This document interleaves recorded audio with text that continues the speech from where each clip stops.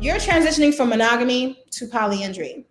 Some people have trouble with this. And once you start having trouble with this, it's called first husband syndrome.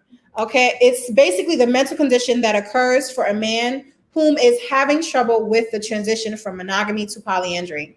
This can be expressed in two different ways. Okay. Two different ways.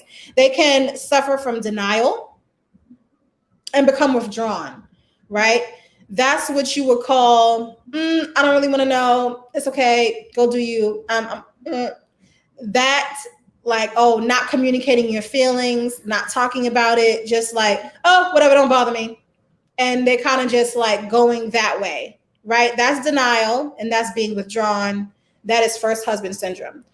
The second way is, which is the most common way, is the overachieving sabotager. Right? So I'm going to talk about the overachieving sabotager. Okay. So what you see here is the two different types of ways that first husband syndrome can be expressed. Okay. So the,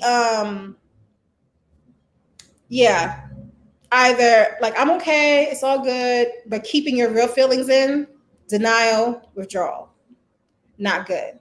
Okay. That means you're going to outburst later. We talked about that.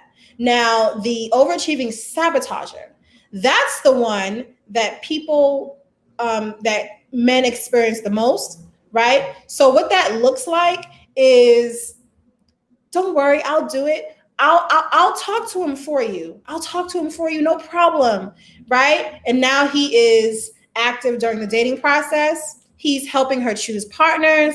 He's also he's also like, okay, well, I'm going to take him under my wing and help build him up, right? You're doing all these things to overachieve, but you're doing it just to get that man close, to figure out what's wrong with him, so that you can always go back to your goddess and be like, he does this and he does that. I don't think he's right for you. So, but you do that to gain intel on his characteristics, to figure out what's wrong with him. You have to, basically scope out, or just get, it's like an undercover spy, right? It's like an undercover spy. Like, you get all friendly, and you talk to them, you act like they're your friend, but inside, you really don't want them there. You don't want them there, right? So you're trying to figure out what's wrong with them, and you're going to always plant seeds in your goddess's head, like, this person shouldn't be here because this, that. This person is doing that. This person is doing this. And that's what you do when you speak to her privately. And that's what first husband syndrome is. Usually, you can feel first husband syndrome. Like, other males, the new men that she has will feel the first husband syndrome, because you can kind of detect energy.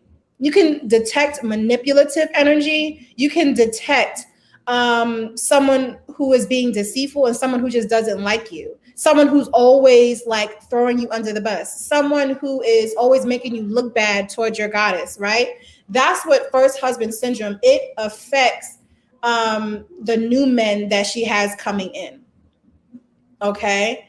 And even sometimes, depending if the goddess is listening to you, to where she gets rid of man after man after man because of she's entrusting you to protect her, right? You're utilizing that protection method to steer her in the wrong direction, so that she can always end up really going back to being monogamous with you, right? If she listens, she keeps getting rid of men. She keeps getting rid of men, right?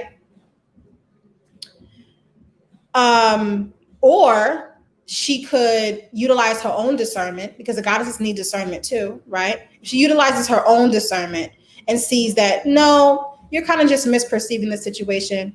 I'll speak to him and see, and she's kind of like working it out to see and tell for herself if what you're telling her is completely accurate, right? And she'll gauge the other men on her own personal ideas and perception, right?